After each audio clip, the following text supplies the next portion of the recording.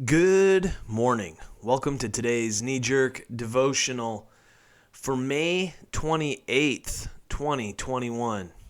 Daily spiritual insight for the short attention span. Our passage this morning is Luke 16, 10 through 18. It goes like this. Jesus went on to make these comments. If you're honest in small things, you'll be honest in big things. If you're a crook in small things, you'll be a crook in big things. If you're not honest in small jobs, who will put you in charge of the store? No worker can serve two bosses. He'll either hate the first and love the second, or adore the first and despise the second. You can't serve both God and the bank. When the Pharisees, a money-obsessed bunch, heard him say these things, they rolled their eyes, dismissing him as hopelessly out of touch. Jesus spoke to them, "You are masters at making yourselves look good in front of others. But God knows what's behind the appearance. What society sees and calls monumental, God sees through and calls monstrous. God's law and the prophets climaxed in John. Now it's all kingdom of God, the glad news, and compelling invitation to every man and woman. The sky will disintegrate and the earth dissolve before a single letter of God's law wears out. Using the legalities of divorce as a cover for lust is adultery.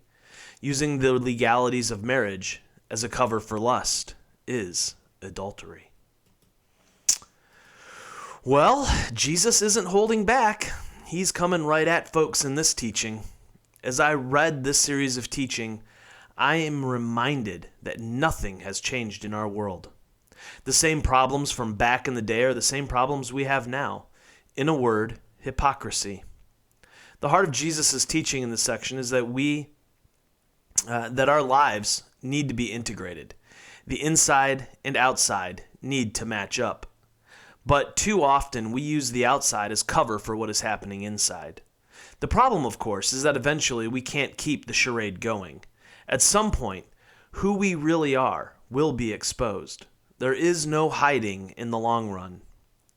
Jesus says, "You are masters at making yourselves look good in front of others, but God knows what's behind the appearance."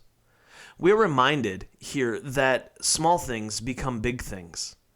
Can you be trusted with something small? Eventually, you get entrusted with something more. The little moments give us glimpses into how we'll respond in the big moments. In so many ways, those of us who are religious are just like the Pharisees in this passage. We are masters of making ourselves look good. The fact of the matter is, most of us know what to say, how to say it, and when to say it. For the most part, we can quiet the internal voice that screams inside of us, the one that doesn't match the front we have on the outside. I don't think Jesus expects us to be perfect, but I do think Jesus wants us to continue growing. As we mature in our faith, we have a responsibility to continue matching the outside with the inside. That is to say, we need to work hard at integrating our life.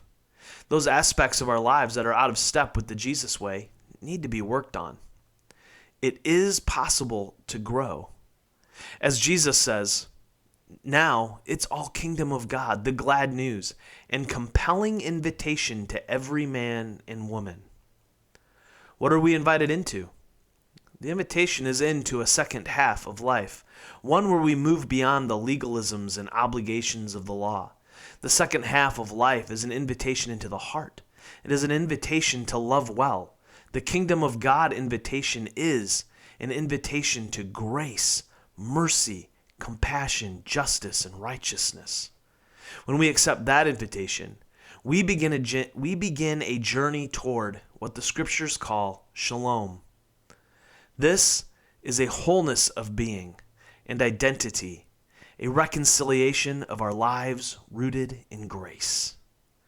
It is peace. Hey, to just give you a heads up, no knee-jerk devotional on Monday, which is Memorial Day. I will be traveling. Next Wednesday, I want to invite you to join me for a live recording of Beyond Sunday School, putting the New Testament in its place. I hope that you will join me. You can do so on my Facebook page at facebook.com/DanielMRose.